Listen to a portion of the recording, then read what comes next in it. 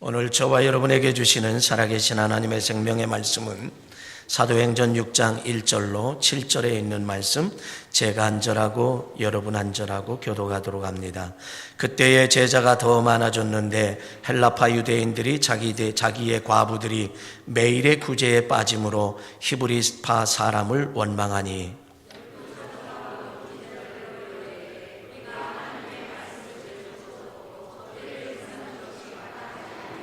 형제들아, 너희 가운데서 성령과 지혜가 충만하여 칭찬받는 사람 7을 택하라. 우리가 이 일을 그들에게 맡기고 온 무리가 이 말을 기뻐하여 믿음과 성령이 충만한 사람 스데반과 또 빌립과 브루고노와 니가노로와 디몬과 바베나와 유대교에 입교했던 안디옥 사람 니골라를 택하여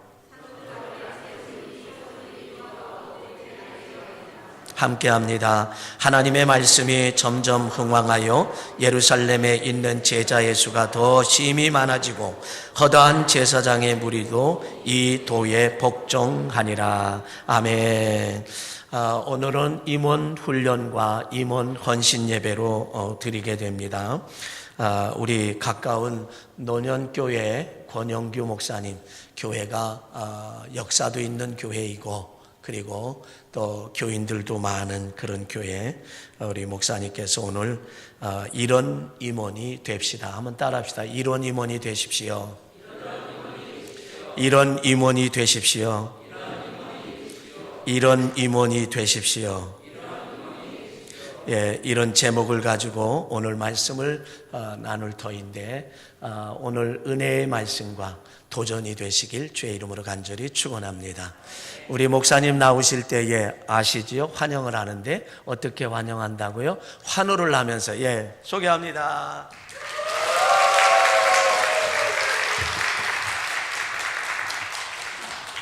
굉장히 낯서네요. 이렇게까지 환호까지 해주시면서 환영해 주셔서 감사드립니다.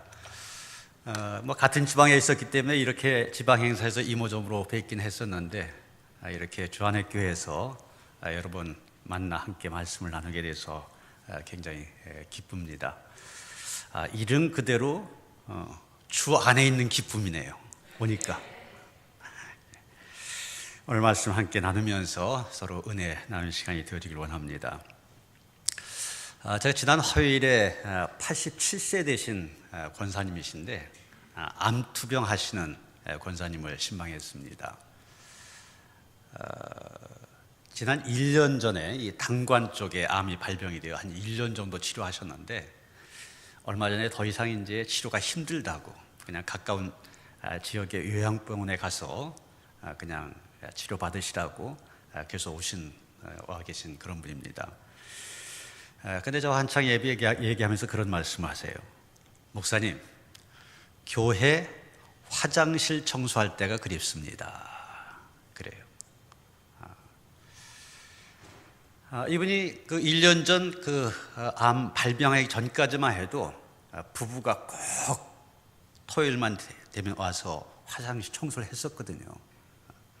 근데 이제 아프게 되면서 이제 한 1년 동안 못하게 됐는데 그때가 그렇게 그립다는 거예요. 그때가 좋았다는 거죠. 그때가 행복했다는 얘기죠. 이분이 그렇게 어렵게 산 분이 아니에요. 미군 부대에서 평생 일을 하시다가 은퇴를 하시고 노년을 어디에서 살까 그러다가 그래도 노년동 이쪽이 좋다 그래서 에코메트로 이사 오신 분입니다. 자녀들도 다 잘 살아요. 큰아들이 저 강남의 강남이라고 하는 도곡동에 살고 있고 그 다음에 딸과 막내 아들은 샌프란시스코, 미국 샌프란시스코에 사는데 아들 같은 경우는 식당을 크게 하고 있고 또 둘째 아들 같은 경우는 지금 양주에 있는 미군 부대에서 또 근무하고 있고 하나 부러울 것이 없는 분이거든요.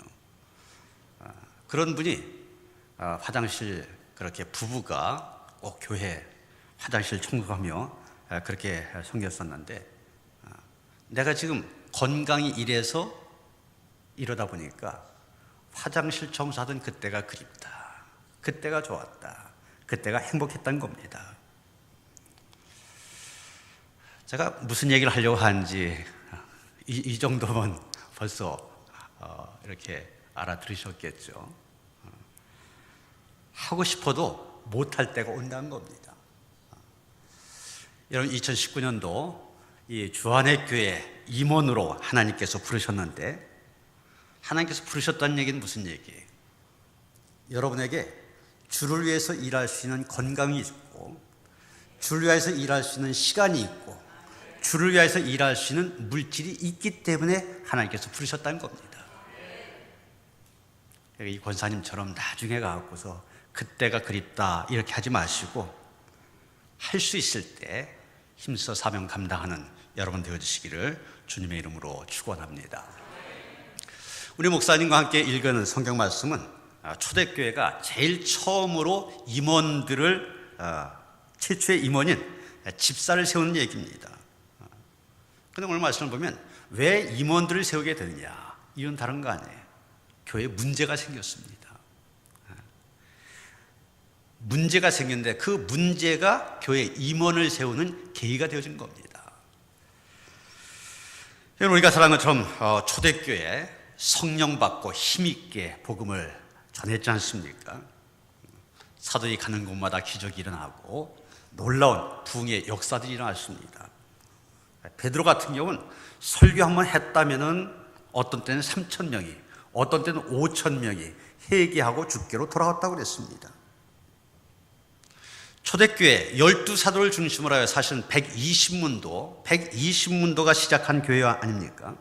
그러나 짧은 시간에 비약적인 부흥의 역사를 이루었습니다. 짧은 시간에 쉽게 하면 대형교회가 된 겁니다. 그런데 이렇게 교회가 이렇게 쭉 성장하다 보니 교회 안에 불만이 생기게 되었습니다. 원망한 소리도 저쪽에 들려옵니다. 오늘 본문 1절이 바로 그걸 말해주고 있지 않습니까? 한번 다 같이 1절 다시 한번 읽어보실까요? 시작. 그때 제자가 더 많아졌는데 헬라파 유대인들이 자기의 과부들이 매일의 구제에 빠짐으로 히브리스파 사람을 원망하니. 여기 제자들이 많아졌습니다. 여기 제자는 교인들 말하는 거거든요. 교인들 많으면 얼마나 신납니까? 목사님 잠깐 말씀드렸는데 요즘에 우리 주한의 교회도 많이 새로운 신자들이 오고 교인들이 많아진다는 말씀을 들었는데, 교인들이 많으면 신나는 거잖아요. 그러면 신나야지 왜 거기에 원망이 생기고 불평이 생깁니까? 이유는 다른 거 아닙니다. 사람은 많아졌는데 그 일들을 효율적으로 감당할 수 있는 일꾼들이 부족했기 때문입니다. 특히 구제 문제 때문에 문제가 생겼습니다. 구제하는 일 그 자체가 문제가 아니라 이 구제를 하는데 어떻게 하느냐, 이런 방식에 있어서 의견 차이가 생겼던 겁니다. 여기 보면 헬라파 유대인 또 히브리파 유대인 이런 말이 나오는데, 그 당시 초대교회는 두 부류의 유대인들이 있었습니다. 헬라파 유대인들이 있었는데 이 사람들은 예루살렘 바깥에 살던, 쉽게 말하면 해외파 사람들입니다. 터키라든지 그리스라든지 이집트라든지 이런 헬라 문화권 속에서 흩어져 살았는데, 이 사람들이 내가 노년은 좀 고향에서 살아야 되겠다, 그래서 예루살렘으로 돌아와 어떻게 예수를 믿게 된 그런 사람들입니다. 반면에 히브리파 유대인들, 예루살렘에서 태어나 거기서 계속 살아온 사람들입니다. 그래서 거기에서 예수를 믿게 된, 쉽게 말하면 국내파들이 있죠. 쉽게 말하면 헬라파 유대인들은 굴러온 돌이고 히브리파 유대인들은 박힌 돌입니다. 이 둘 사이에 갈등이 생긴 거예요. 헬라파 과부에 대한 구제가 자꾸 빠지는 것, 이게 이유가 됐지만 그것을 기점으로 해갖고 이 둘 사이에 갈등이 폭발하게 된 것입니다. 우리가 살고 있는 논현동 신도시 아닙니까? 이 신도시가 형성되는 그런 지역의 교회, 항상 문제가 되는 것이 바로 이런 문제입니다. 더나 저희 교회 같은 경우는 올해가 72주년, 바로 오늘이 저희 교회 72년, 교회 창립 72주년이 되는 주일입니다. 그래서 저녁에 행사가 있어서 제가 오늘 올 수가 있었는데, 그러니까 이 신도시가 형성되기 전만 해도 어떻게 보면 농어촌 마을, 흔히 말하는 토백이들이 있는 그런 곳입니다. 이런 지역에서는 여러분도 이제 지금 새롭게 이 지역의 주변에 아파트가 입주하게 되고 그러면 새 신자를 들어오게 되잖아요. 항상 이런 지역에 생길 문제가 그런 문제들입니다. 토백이 교인들과 새 신자들 사이에, 그 사이에 갈등이 생기는 겁니다. 토박이 교인들로 신앙생활을 재미있게 하고 있었는데 어느 날부터 새 신자 교인들이 막 들어가잖아요. 그런데 새롭게 들어온 사람들 가운데 열심히 일하는 그런 사람들이 있습니다. 그러다 보면 토박이 교인들과 새로운 교인들 사이에 보이지 않는 알력이 생기는 겁니다.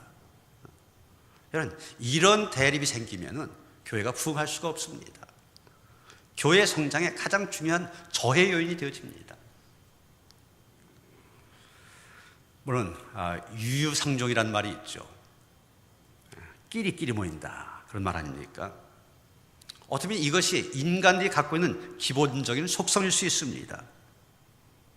그래서 나는 어느 학교 출신이다, 학교 출신끼리 모이는 동문회가 있죠.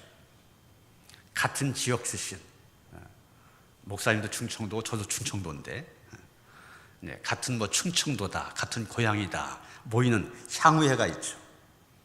같은 자손들끼리 모이는 종친회가 있습니다.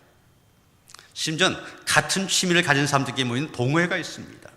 이런 유유상종의 모임들이 참 우리 집에 참 많이 있습니다. 물론 이렇게 비슷한 사람들끼리 모여서 친교도 갖고 나눔도 갖고 하는 것, 그런 것들이 우리의 삶의 활력소가 되어지고 또 공동체에 기쁨을 줄 수도 있습니다. 그런데 이런 모임들의 문제가 뭡니까? 이게 배타적일 때 문제가 된 것입니다. 그래서 그 동문회, 그 종친회, 그 동호회, 거기에 참여하지 않는 사람들을 소외시키고 우리끼리 이 의식에 사로잡히다 보면 담장을 높이 치게 되고 바깥의 사람들이 들어오지 못하게 하는 것입니다. 이런 걸 끼리끼리 문화, 또 패거리 문화, 그렇게 얘기합니다. 이런 교회 안에도 이런 게 있잖아요. 친한 사람들끼리만 모여서 친교하면서 덩어리를 짓게 되는데, 이런 걸 이제 좀 전문적인 용어로 이렇게 얘기합니다.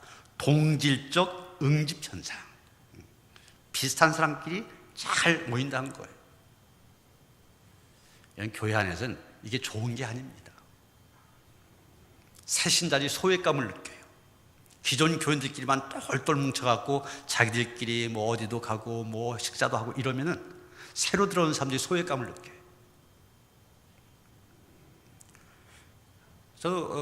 저에게 와서 한참 이제 이 지역이 달라지면서, 저희도 이제 토백이들이 많은 교회니까 이제 어려서부터 같이 자란 사람들이 많이 있잖아요. 그러면 친한 사람들끼리는 영희야, 철수야 이름 불러요. 저 그거 하지 말라고 그럽니다. 하지 못하게 해요. 왜냐하면 새신자들이 들어와서 저 사람들은 이름까지 저렇게 부르면서 저렇게 친하게 지내는데 난 거기에 끼지 못하네, 이런 생각을 하거든요. 여러분, 가족 같은 교회 그러잖아요. 가족 같은 교회 너무 좋아하지 마세요. 그것도 좋은 거 아니에요. 우리는 참 가족 같은 교회야, 그러면서 자기들끼리는 굉장히 사이가 좋은데 마찬가지로 새신자들이 들어와서 보면은 끼리끼리로만 보여져요. 거기에 끼어지게 되질 않습니다. 이런 지금 초대교회에 생긴 문제가 바로 그런 문제입니다. 기존에 있었던 히브리파 유대인들, 토백이들, 그리고 새롭게 들어온 헬라파 유대인들, 과거에 구제 문제였었지만 결국 그런 문제가 폭발하게 된 겁니다. 여러분, 초대교회 안에 이런 갈등이 생기고 원망이 생겼을 때 사도들이 어떻게 했습니까? 사도들이 이 문제에 적극적으로 대처합니다. 그래서 문제를 해결하려고 합니다. 어떻게 했습니까? 여러분, 2절 말씀 또 한번 같이 읽어보시겠습니다. 시작. 12사도가 모든 자를 불러 이르되 우리가 하나님의 말씀을 제쳐놓고 접대를 일삼는 것이 마땅하지 아니하니.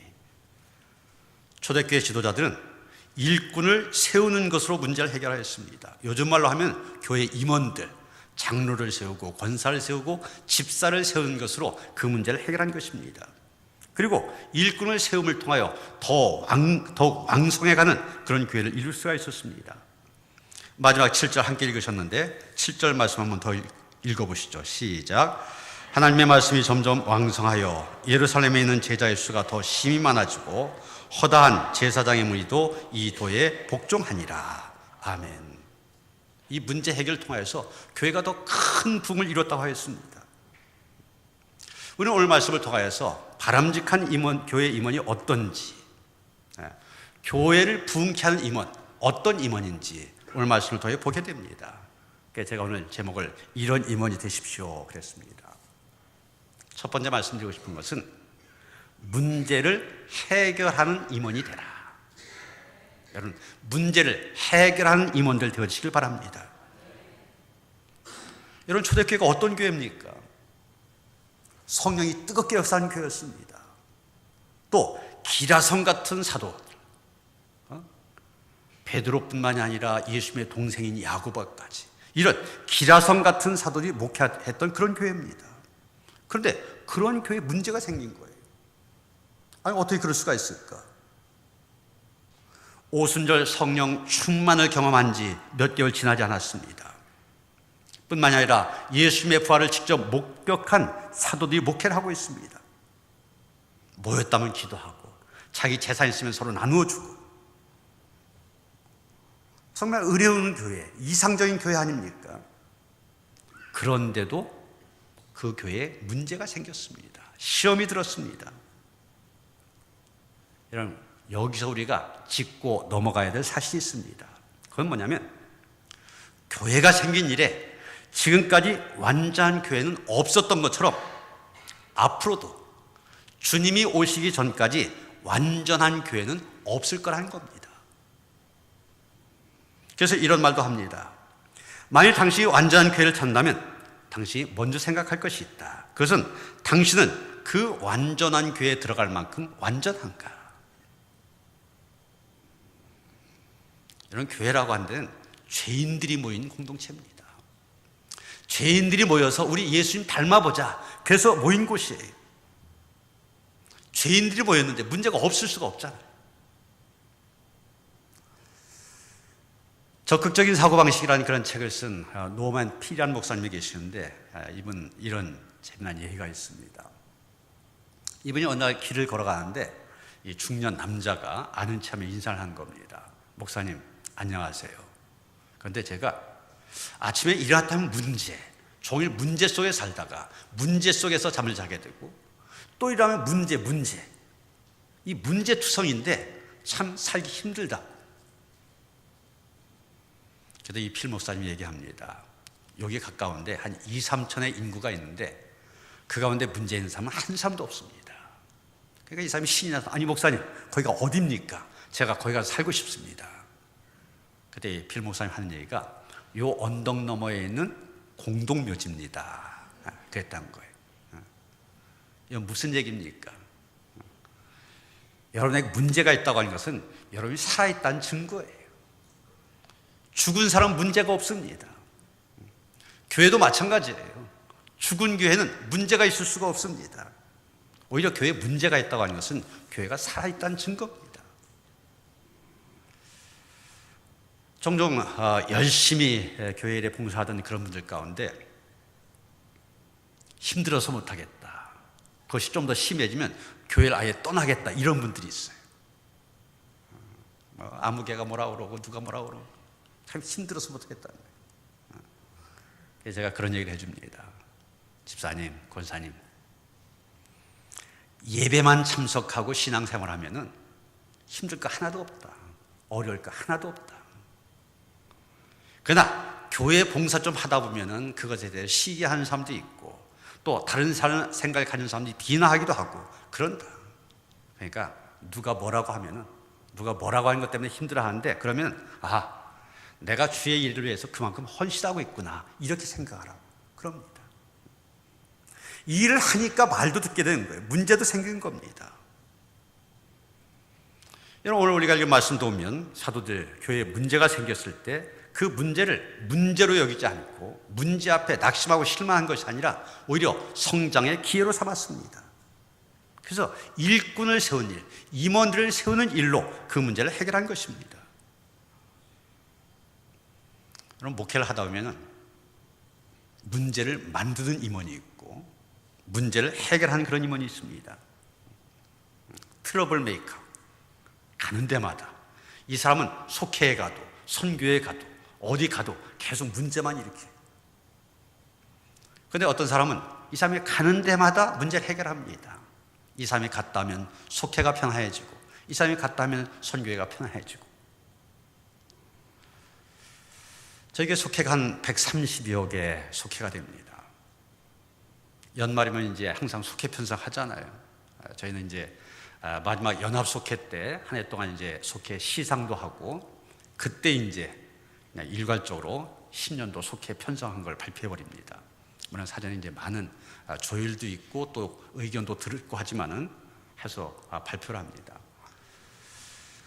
사실 그렇게 속회 편성하기까지는 거의 뭐 한 달 가까이 교육자들이 거기에 그냥 집중을 하며 신경을 쓰면서 합니다. 그런데 꼭 이 속회 편성을 하고 나면은 폭탄이 터져요. 어디 한 군데서 제가 꼭 속회 발표하기 전에 한마디 하는데도 우리가 속회 편성할 때 교육자들이 이것도 생각하고 저것도 생각하고 모든 속회가 잘 되도록 하기 위해서 했으니까 개인적으로 불만이 있더라도 이해하시라고 그렇게까지 얘기하는데도 꼭 끝나고 나면 아니 목사님 왜 이렇게 했습니까? 날 왜 조속으로 보냈습니까? 아니면 우리 속회 누굴 왜 떼갔습니까? 이런 분이 있어요. 근데 이렇게 속회를 편성하다 보면은 권사님인데 교회 권사님인데 보낼 속회가 없는 분이 있어요. 이분 가는 데마다 문제를 일으켜요. 잘 모이는 속회도 이분이 갔다 오면 깨져요. 이런 임원 되지 마시길 바랍니다. 문제를 만드는 사람들이 되면 안 돼. 근데 정말 어떤 권사님 같은 경우, 어떤 집사님 같은 경우는 정말 어디든지 보내도 저분만 가면은 그 속회, 안 되던 속회도 잘 될 거다. 그런 마음을 갖고 보내는 사람들이 있어요. 여러분 그런 임원들 되어주시길 바랍니다. 문제 찾고 벌리고 떠버리고 그런 임원들이 아니라 해결하는 그런 임원들 되어주시길 바랍니다. 두 번째, 목회자를 돕는 일꾼이 되시길 바랍니다. 사도들 교회 안에 문제가 생기니까 금방 문제의 근원이 어디 있는지 금방 알아냅니다. 그 원인이 뭐냐? 일손이 부족하다고 하는 것이죠. 어떤 누가 나쁜 의도를 가지고 문제를 만든 것이 아닙니다. 부족한 일손 때문에 그런 문제가 생긴 것입니다. 그래서 사도들 자기들의 손과 발을 대신할 수 있는 사람들 찾게 되었고 그래서 최초의 임원들이 세워지게 된 겁니다. 3절 보시면은 형제들아 너희 가운데서 성령과 지혜가 충만하여 칭찬받는 사람 7을 택하라. 우리가 이 일을 그들에게 맡기고 그랬잖아요. 굳이 하는 일을 그들에게 맡겼습니다. 맡기니까 사도들 원래 할 일 마음껏 할 수 있게 된 거 아니에요. 원래 사도들이 해야 될 일은 마음 놓고 기도하는 일, 말씀 전하는 일이었었는데 그동안 이 구제 문제 신경 쓰느라고 거기에 전념을 못했습니다. 그런데 새로운 임원들을 세워서 그 일을 맡기니까 사도들이 마음 놓고 기도하며 말씀을 전할 수 있게 된 것입니다. 여러분 이것이 임원들의 가장 큰 임무입니다. 임원들은 목사로 하여금 기도하는 일과 말씀 전하는 일에 전무할 수 있도록 그렇게 해야만 됩니다. 5절 말씀 다시 보시면 온 무리가 이 말을 기뻐하여 이렇게 임원을 세우니까 모두가 기뻐했다고 했어요. 믿음과 성령이 충만한 사람 스데반과 또 빌립과 브로고로와 니가노로와 디몬과 바베나와 유대교에 입교했던 안디옥 사람 니골라를 택하여 이렇게 목회자를 돕는 임원들을 세운 것입니다. 여러분 목사님과 신방할 때도 도우미의 자세를 잊지 마시길 바랍니다. 난 돕는 자다 이런 의식을 가져야 돼요. 참 어떤 때는 이렇게 권사님들, 뭐 집사님들 당연히 함께 신방대원들과 같이 신방을 하잖아요. 그런데 말하기 좋아하는 분들이 있죠. 말하기 좋아하는 분들. 제가 이제 설교하고 이제 뭐 이렇게 설교하고 나서 이제 이러저런 얘기를 나누게 되면은 목사가 얘기할 틈도 안 주고 혼자 얘기 다 하는 사람이 있어요. 제가 이제 교인들이니까 새신자다 또 이제 무슨 일이 있어서 이제 하면은 이것 좀 묻잖아요. 묻다 보면 그 틈새에 들어와 갖고서 막 얘기하는 거예요. 틈도 안 주고서. 물론 이제 자기 나름대로는 간증도 해가면서 신학에 도움을 준다고 그런 것 같은데 너무 그러면 질려요. 목사도 질리는데 새신자가 얼마나 질리겠어요. 신방대원일 때도 내가 목사님의 도움이 있다. 그래서 제가 어떤 경우는 일부러 신방대원 얘기를 시킬 때가 있어요. 이제 이분이 이런 상황이다. 예를 들면 뭐 천주교에 다니다가 교회 왔다. 그러면 이제 같이 신방대원 가운데 천주교에 다녔다 온 사람이 있거든요. 당시에 경험 좀 얘기하라고. 이렇게 목사가 얘기하라고 하면 그때 얘기하면 간단히 얘기하면 괜찮아요. 근데 자기 자랑, 자기 간증한다고 쉴 틈 없이 이건 돕는 자세가 아닙니다. 무슨 일을 하든지 나는 목사님을 돕는 사람이다. 이런 생각을 가져야 된다고 하는 것이죠. 3절에 보면 구체적으로 하나님이 쓰시는 일꾼의 자격 3가지를 얘기하고 있습니다. 형제들아 너희 가운데서 성령과 지혜가 충만하여 칭찬받는 사람 7을 택하라. 우리가 이 일을 그들에게 맡기고 그랬습니다. 여기 보면 교회에서 일꾼을 세우는 기준, 임원을 세우는 기준, 세상의 자격과는 다른 것을 보게 됩니다. 세상에서 가장 중요하게 여기는 게 뭡니까? 학벌이잖아요. 뭐 고등학교를 나왔냐, 대학을 나왔냐, 대학도 어느 학교를 나왔냐. 그러나 교회의 일꾼은 그런 거 묻지 않습니다. 또 얼마 많이 가졌냐, 재산의 유무가 기준이 될 수도 없습니다. 물론 우리가 주의를 하려면 재물도 필요합니다. 그러나 그것이 어떤 임원이 되는 전제 조건이 될 수는 없다는 얘기죠.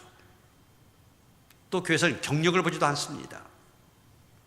세상에서는 소위 스펙이라고 하는 거, 이 사람이 무엇을 했느냐, 이런 것들이 중요한 자격 조건이 될 수가 있습니다. 그러나 교회에서는 그렇지 않습니다. 세상에서 무슨 일을 했냐, 이것이 교회에서 임원을 세우는 자격 기준이 되지는 않습니다. 예수님의 12제자가 요즘 면접 시험을 쳤다 그러면 그 가운데 합격할 수 있는 사람 한 사람도 없었을 겁니다. 학력, 경력, 재력 모든 면에서 부족한 사람들이었지 않습니까? 그런데도 주님께서는 그들을 부르셔서 제자 삼으시고 세상을 뒤집는 놀라운 일꾼으로 만드셨습니다. 그럼 오늘 성경이 말하는 하나님이 쓰신 일꾼의 자격 3가지 무엇입니까? 첫 번째 얘기한 건 성령 충만한 자. 성령 충만한 임원들 되어주시길 바랍니다. 그런데 성령 충만 그러는데 성령 충만한 사람 어떤 사람을 가리키는 겁니까? 방언하고 입신하고 뜨겁게 기도하고 꼭 그런 것만 말하는 것이 아닙니다. 성령 충만 다른 거 아닙니다. 하나님이 살아계시다고 한 체험이 날마다 순간마다 생생한 성도들, 이 사람이 성령 충만한 사람입니다. 지금도 하나님 살아계셔서 옆에 계신다 믿기 때문에 이런 사람들 하나님의 인도하심을 받게 됩니다. 그래서 성령 충만한 사람 안 된 일도 하게 되고 힘든 일도 하게 되는 것입니다. 제가 전에 있던 교회에 맷돌 권사 이런 별명이 붙은 분이 있었습니다. 이분이 기도하시는데 기도할 때 가만히 기도한 것이 아니라 머리를 계속 돌려요. 맷돌처럼 돌리면서 기도합니다. 그래서 그분 별명이 맷돌 권사예요. 근데 제가 가서 이분에 대한 얘기를 들었는데 이분이 교회 나온 지 얼마 안 됐을 때 재미난 얘기가 있더라고요. 이분이 교회 처음 나올 때 조그만 구멍가게를 하고 있었답니다. 근데 속해 모이는 날이 돼갖고서 속장님이 시간 조금 앞서서 이제 데리러 간 거죠. 뭐 요즘에야 뭐 전화해 갖고서 몇 시까지 어디로 오라 이러면 되지만 그때는 뭐 전화가 흔치 않았던 때니까 숙장님이 이제 데리러 간 겁니다. 근데 가게 가서 보니까 없어요. 마침 아들이 있어서 네 엄마 어디 가시냐 그러니까 이 쭈삣쭈삣하며 대답을 안 해요. 계속 다그치니까 한 말이 엄마 저기 다락에 계시다고. 근데 거기 있다는 하지 말라고 했어요. 이렇게까지 얘기하더라는 거예요. 그래서 이 속장님이 이해편에 빨리 내려오라고 그래서 데려갔다는 겁니다. 속해 데려갔다는 거예요. 이미 처음에 교회 나와서 믿음이 없으니까 아니 벌써 속해 볼 시간이 됐어. 일주일이 왜 이렇게 빨리 가? 또 주일날 교회 가야 돼? 한 주가 왜 이렇게 빨라? 이러면서 교회 가는 거, 속해 참석하는 거 싫어하던 분입니다. 그랬던 분이 은혜를 받고 나니까 성령 충만하게 되니까 새벽기도 빠지지 않습니다. 맷돌을 돌려가면서 제일 늦게까지 기도한 분이 그분이었었어요. 성령 받게 되니까 그렇게 달라지더라고요. 교회 가는 것이 힘들고 속해 참석하기 힘들었었는데 그것이 기쁨으로 감당한 일이 되어진 겁니다. 저희 교회가 캄보디아에 선교사를 파송하고 선교센터를 운영하고 있습니다. 거기에 이제 지금은 선교센터여서 그냥 그 한국어를 배우는 청년들, 그런 청년들을 오게 해서 그들에게 복음을 전하는 그런 일을 하고 있는데 이제 그렇게 해서 교회에 이제 열심히 일하는 친구들이 많아지면서 거기에 이제 교회를 세우려고 합니다. 교회를 세우면서 이제 현지인 신학을 공부한 전도사를 이제 담임자로 세우려고 하는데 그래서 우리 감리교에서 이제 목사 안수를 받도록 그렇게 하려고 그러는데 이 친구가 일반 회사를 다니고 있습니다. 캄보디아 국제신학교라고 해서 영어로만 강의하는 그런 신학교가 있는데 거기를 졸업하고 영어를 잘하다 보니까 좋은 회사에 취업을 했어요. 그래서 보통 청년들이 회사에 다니면은 한 달에 받는 월급이 한 $200, 우리는 한 22, 3만 원 됩니다. 근데 이 친구는 영어를 잘하니까 좋은 회사 취직하여서 $400 넘게 다른 아이들보다 2배 이상을 받아요. 그러니까 그냥 직장 생활이 재미있죠. 그래서 야, 너 그래도 신학을 공부했는데 주의종이 돼야 되지 않겠냐, 목회 길을 가야 되지 않겠냐. 그러면 이 친구가 하는 말이 콜링이 없어서 아직 하나님께서 날 부르셨다는 그런 확신이 없기 때문에 못 가겠다는 거예요. 근데 핑계를 대지만 사실은 너무 세상적으로 사는 게 좋은 거죠. 그래갖고 계속 그냥 센터에는 그냥 주말에만 와서 좀 봉사하고 그러면서 그냥 회사를 다니는 겁니다. 근데 이 친구가 얼마 전에 이제 한 성령 집회에 참석을 했어요. 거기서 은혜를 받은 겁니다. 방언도 하게 되고 성령 체험도 하게 되고 그런 다음에 이 친구가 내가 목회 길을 가겠다고. 그래서 우리 거기에서 이제 교회를 세우면은 네가 담임을 하고 앞으로 감리교에서 목사 안수 받는 그런 과정을 밟아갖고서 이제 목회해라 그렇게 했습니다. 인간적인 생각으로는 도저히 갈 수 없는 길, 성령 받으니까 성령 충만하니까 그 길을 갈 수 있게 되더라고요. 임원으로서 하는 일, 참 감당이 힘든 일들이 있습니다. 어려운 일들이 있습니다. 내 힘으로 하려면, 내 지식으로 하려면 안 되죠. 성령 충만할 때 성령께서 주시는 힘으로 감당한 여러분 되시길 바랍니다. 그리고 두 번째, 지혜가 충만한 자라고 하였습니다. 지혜가 충만해야 됩니다. 지혜가 있어야 돼요. 그런데 성경이 말하는 진짜 지혜가 무엇입니까? 성경이 말하는 지혜는 세상적인 지혜가 아닙니다. 성경이 말하는 지혜는 하나님께서 기뻐하시는 일을 하는 것이 지혜입니다. 몇 년 전에 저희가 이제 신촌 장로님들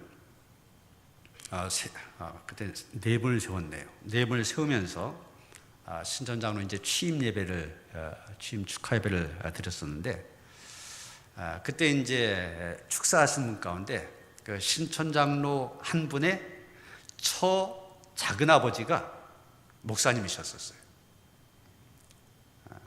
그 목사님에게 축사를 부탁드렸는데 그 장로교회 통합측이라고 우리나라에서 제일 큰 교단 아닙니까? 그 통합측에서 총회장까지 지냈던 목사님이에요.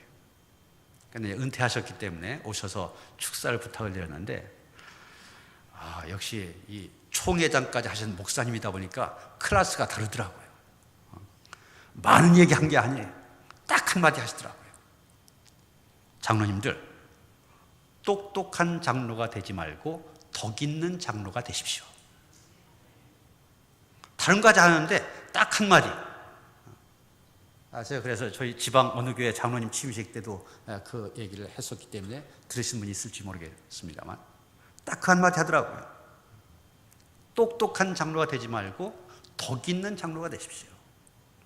여기 장로님도 계시지만은 장로님들뿐만이 아니라 모든 권사님들, 집사님들 마찬가지입니다. 똑똑한 임원 되지 마시고 덕 있는 임원 되어지길 바랍니다. 똑똑한 장로라는 얘기는 세상적인 지혜가 있는 사람이라는 얘기예요. 세상적인 지혜 갖고 죄 일을 하지 말고 덕 있는, 교회에 덕을 끼치는, 내가 아무리 옳다 할지라도 이게 교회에 덕이 되지 않는다면 하지 말라는 얘기예요. 그래서 이런 말이 있습니다. 교회가 시험에 드는 것은 틀린 말을 해서가 아니라 옳은 말을 하기 때문이다. 정확하게 말하면 옳은 말을 덕스럽지 않게 하기 때문이다. 인간적인 판단으로 맞는 얘기죠. 옳은 얘기죠. 옳은 얘기라고 해서 그대로 하면 안 된다는 얘기예요. 내가 이 말을 했을 때 이것이 교회에 덕이 될 것인가, 이것을 생각해야 된다는 거죠. 이것을 생각하고 말하는 사람이 정말 지혜로운 사람입니다. 미국 텍사스주의 엘파소 교회를 담임하였던 유명한 설교가 햇셀포드 목사님이라고 계시는데, 한번 이 햇셀포드 목사님에게 어떤 교인이 찾아오더니 이런 얘기를 하더라는 거예요. 이 사람은 이 교회 저 교회 찾아다니다가 이 햇셀포드 목사님에 대한 소문을 듣고 엘파소 교회를 찾아온 사람입니다. 찾아와서 한 말이, 목사님, 난 교회에서 항상 바른 말만 합니다. 항상 옳고 그른 것을 가려서 판단한 비판가입니다. 이렇게 얘기하더래요. 그래서 이 햇셀포드 목사님이 이렇게 대답했던 겁니다. 나는 당신이 우리 교회에 오는 것을 원치 않습니다. 왜냐하면 우리 교회는 당신 말고도 비판하고 판단하는 사람 얼마든지 있기 때문입니다. 그랬다는 거예요. 이런 교회마다 문제가 있고 시험이 들고 계속 교회가 성장하지 못한 이유 어디에 있습니까? 목사님의 목회를 진심으로 도우려고 하는 사람보다는 사사건건 시비를 걸고 비판하고 브레이크를 거는 사람들, 이런 사람들이 많게 될 때 문제가 생겨야 되고 시험이 들게 되고 교회는 부흥하지 못한 겁니다. 그래서 이 햇셀포드 목사님, 자기 교회에 없어도 좋은 사람과 꼭 필요한 사람들 이야기를 하였습니다. 교회에 없어도 좋을 사람들, 어떤 사람들이냐? 첫째, 여전히 죄악 가운데 있는 사람. 두 번째, 높은 지위를 얻으려고 애쓰는 사람. 세 번째, 비건설적인 비판에 빠져 있는 사람. 넷째는 그런 일은 불가능하다고 말하는 매사에 부정적인 사람. 다섯째, 남의 소문이나 퍼뜨리고 다니는 사람. 여섯째, 감정을 잘 상하는 사람으로 신경질을 부리며 남과 잘 다투는 사람, 또는 잘 삐지는 사람. 이런 사람은 교회에 없어도 좋은 사람이다, 그렇게 얘기했습니다. 우리 주안의 교회 임원 가운데 이런 분들 한 분도 없는 줄 믿습니다. 그러면 꼭 교회에 꼭 필요한 사람은 어떤 사람이냐?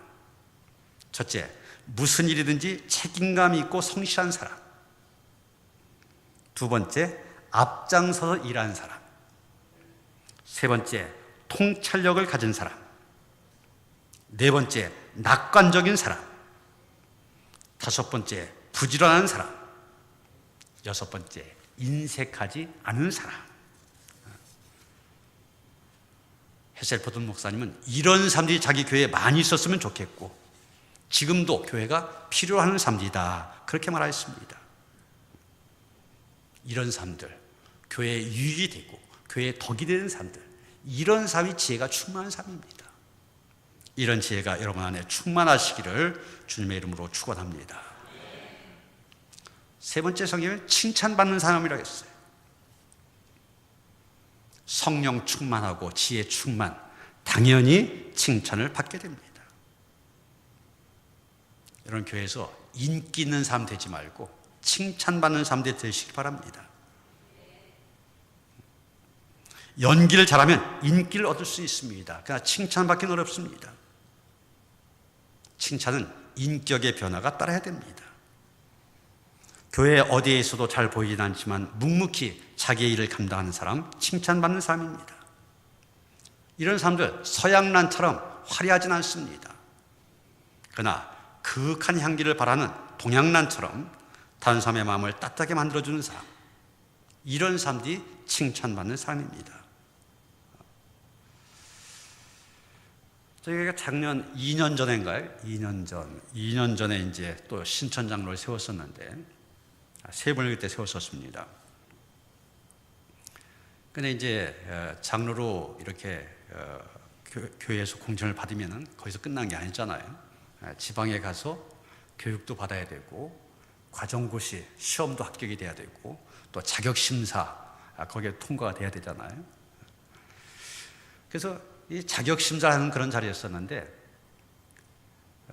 이렇게 이제 그 장로님들의 이력서에 보면은 교회에서 어떤 일에 봉사하고 있는지 이걸 쓰게 되어 있습니다. 근데 저희 그 신천 장로로 이렇게 추천된 세 분의 권사님이 다 뭘 썼느냐면 새벽기도 차량 운행 이걸 썼어요. 새벽기도 차량 운행. 저희가 이제 새벽에 이제 여러 군데를 이렇게 차량을 운행하다 보니까 이제 차량 봉사하시는 분이 많이 계십니다.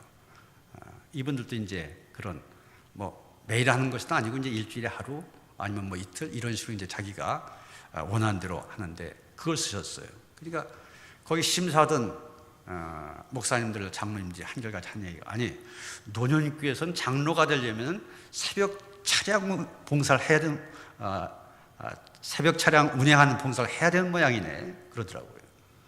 그래서 아니라고 그것은 꼭 그래야만 장로로 공천되는 것이 아니고 그래서 우리 교회 웬만큼 그래도 봉사한다고 하는 임원이면은 새벽 차량 운행 정도는 다 한다고 그랬었습니다. 주변에 있는 장로님들이나 목사님들이 굉장히 칭찬하시더라고요. 사실 일하는 사람들이 쉬운 거 아니잖아요. 새벽에 저희가 5시에 새벽 기도를 했었는데 그러려면 뭐 4시 이전에 나가서 운행을 또 끝난 다음에 운행을 한 다음에 다시 직장 가고 이게 쉬운 일이 아닙니다. 근데 그런 일을 하니까 목사님들 장로님이 칭찬하시더라고요. 여러분 우리 주안의 교회 안에 주님의 향기를 바라는 동양란처럼 칭찬받는 많은 일꾼들이 세워지시길 바랍니다.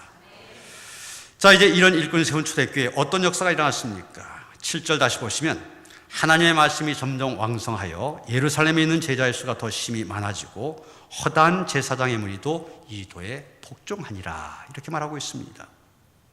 첫째, 말씀의 부흥이 일어났다고 하였습니다. 하나님의 살아있는 말씀이 제자들의 가슴을 흔들어 놓았습니다.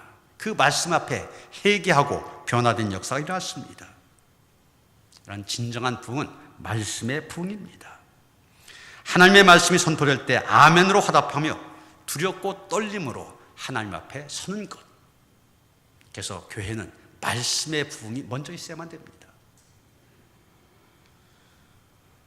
제가 전에 섬기던 교회에 그런 분이 있었습니다. 부인은 집사가 되어서 열심히 교회를 섬기는데 남편은 교회 나온 지 10년이 넘었는데도 여전히 끌려다니는 거예요. 10년이 됐는데도 세례도 못 받았습니다. 세례 받으라면 핑계를 대요. 내가 지금 세례 받으러 나가면 나하고 같이 신앙생활하는 사람들 벌써 집사가 되고 권사가 됐는데 내가 되면 저 사람 아직도 세례 안 받았어? 이 말 들을까 봐. 그래서 세례도 못 받겠다는 거예요. 근데 이분이 택시 운전하는 분이었었습니다. 7년 동안 무사고여서 이제 개인 택시를 받게 되는데 그 개인 택시를 받기까지 한 6개월 정도 시간이 있었어요. 근데 그 사이에 또 사고가 나면은 개인 택시를 못 받으니까 아예 일을 쉰 겁니다. 택시 운전을 쉬고 그냥 허드렛 일들만 했었는데 그러다 보니까 시간이 많이 생기잖아요.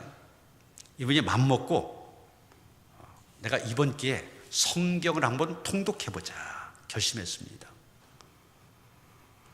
그래서 성경을 통독한 다음에 간증을 하는데 내가 성경을 한번 통독하고 나니까 이제서야 목사님의 설교가 귀에 들리더라 한 거예요. 말씀이 들리면 은혜 받게 되는 거잖아요. 말씀의 붕이란 겁니다. 그리고 세례받고 그 다음 얼마나 재미있게 교회 생활을 했는지 모릅니다. 여러분의 말씀의 부흥이 일어나야 됩니다. 두 번째, 제자의 수가 크게 늘어났다고 했습니다. 숫자의 부흥이 일어난 겁니다. 성령 충만하게 되면 전도하게 되어 있고 전도를 통하여 숫자의 부흥은 일어나게 되어 있습니다. 제가 전에 있던 교회, 지금 있는 교회 얘기를 하다 보면 자꾸 이게 말이 이제 그렇잖아요. 그래서 전에 있던 교회를 얘기를 많이 하게 되는데, 매년 이제 전도함을 시상했습니다. 보통 한 15명, 20명 이 정도 이제 전도를 하면 전도왕이 되어지는데, 한 번은 이제 그 어느 집사님, 교회 나온 지 얼마 안 된 집사님이 집사가 됐으니까 그래도 이제 몇 년 됐겠죠. 집사가 된 지 얼마 안 된 그런 분이 전도왕이 됐습니다. 근데 그 다음에는 이분이 전도한 한 분이 2년 연속 전도왕이 됐는데 그분이 어떤 분이냐? 알코올 중독자였습니다. 알코올 중독자. 그러니까 이 주변의 사람들 다 알잖아요.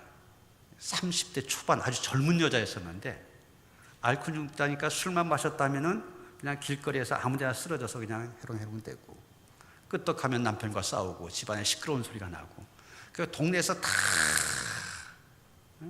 저 여자 이랬던 손가락질을 받던 그런 여자였었어요. 근데 이분이 이 전도를 받아 예수 믿고 달라지잖아요. 믿으니까 달라졌어요. 그러니까 동네에 가서 다른 얘기 한 거 아닙니다. 나를 봐라. 예수 믿고 내가 이렇게 달라졌지 않냐. 그러니까 그 사람의 전도를 받아갖고서 사람들이 나오기 시작하는데 2년 동안 전도 제일 많이 한 사람이 됐다니까요.